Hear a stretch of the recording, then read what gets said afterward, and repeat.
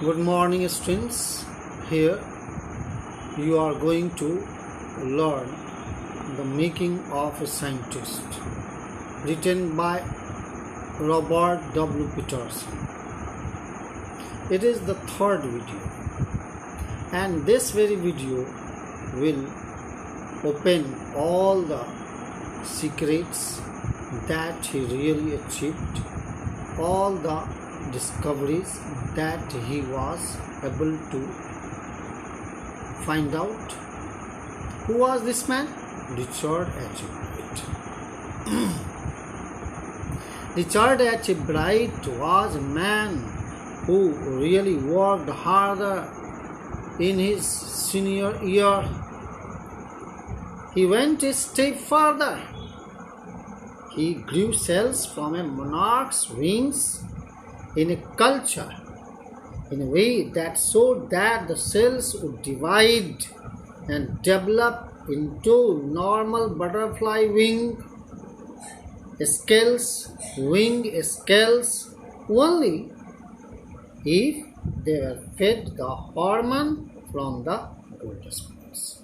Now try to listen to this main fact that the cells would divide and develop into a normal butterfly wing scales only if they were fed the hormone from the golden spots. This project won first place for zoology at the International Fair. It was a big turning point in his life. He spent the summer after graduation doing further work at the Army Laboratory and at the laboratory of the U.S. Department of Agriculture. This was a wonderful discovery that he liked to make, and so here it was the man who really could do something in his life, and it was such an achievement that he could achieve. So here I am going to give you some of the vocabularies that are here. That is kindergarten. What is the meaning of kindergarten? A preschool for children. Gazing, to watch something intently. Fossil remains of plants or animals excavated from soil. Astronomer, a stargazer. Lumbago, a back pain. Trips means tool. Adhesive, sticking material. Entomology, scientific study of insects. Sophisticated means complicated. And 10 number canoeist means paddler, one who knows how to just row a light boat in the water. That is all. It is, I think, this topic does not have more than such words that you do not know. It is the Harvard University where he was educated, and he just achieved some wonderful things.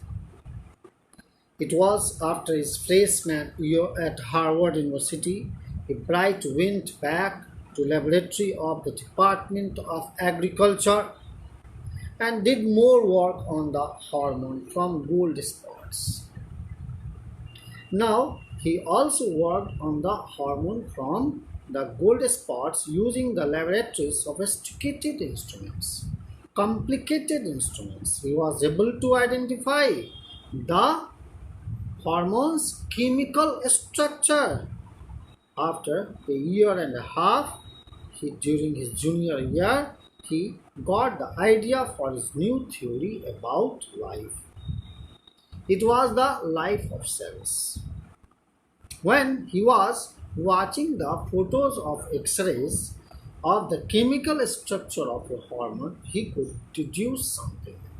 But he did not shout Eureka. Eureka! Eureka! Who shouted? Archimedes shouted like this. It means I have got it. He believed that along with his findings about insect hormones, The photos gave him the answer to one of biology's puzzles. What was that puzzle? That how the cell can read the blueprint of its DNA. How the cell can read the blueprint of its DNA. What is DNA? DNA is the substance in the nucleus of a cell, center of a cell, that controls heredity. It determines the form and function of the cell. So, we can say DNA is the blueprint for life. DNA is the blueprint for life. And he just got the name. You can see this is the model of the DNA. That is how we can read about the blueprint of the cells. It is found in the nucleus of the cells that are located here. These are the models of the plastics that really tells us about the structure of DNA, and it always varies from one species to another. So there was a roommate whose name was James R. Ong, who worked all that night drawing pictures and constructing plastic models of molecules to show how it could happen. Together, they later wrote the paper that explained the theory. Surprisingly, no one who knew him, Richard Bright, graduated from Harvard with highest honors. He got second in his class of 1,510 students. He went on to become a graduate assistant researcher at Harvard Medical School. There, he began doing experiments to test his theory. Means, if the theory would be correct, it would be a big step towards understanding the process of life. It might also lead to new ideas for preventing some types of cancer and other diseases that he wanted.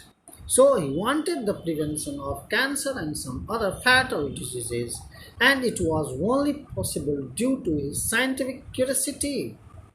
So there he was able to get the spots on a monarch pupa, which led him to his theory about the cell life. He could get interested in science, but he first began collecting butterflies, but not so deeply that he has not time for other interests. So here he became a champion debater and a public speaker who became John Knott, Richard H. Bright. He became a champion debater and a number one scientist, public speaker, and a good canoeist. He was a very good photographer. He loved nature and he wanted to have the photos of the scientific exhibits. Really, it was a wonderful achievement. In high school, Richard Bright was a very straightforward student. He was straight A student, means he was a magnificent student, very wonderful child, because learning was easy and he could just turn his energy to debating and model United Nations Club. He found there was someone to admire, Richard A. Wehrer. Richard A. Wehrer, his social studies teacher, advisor to both clubs. Wehrer was the perfect person for Richard Bright. He opened his mind to new ideas. Really, Richard always gave that extra effort. Mr. Wehrer said, "What pleased me was this person who put in 3 or 4 hours at night doing debate research, besides doing all his research with butterflies and his other interests." Means this was the man who not only did his research work, but at night he always debated with him for 3 to 4 hours. That really vented an idea into his mind. He was very competitive. Mr. Wheeler says, but not in a bad sense.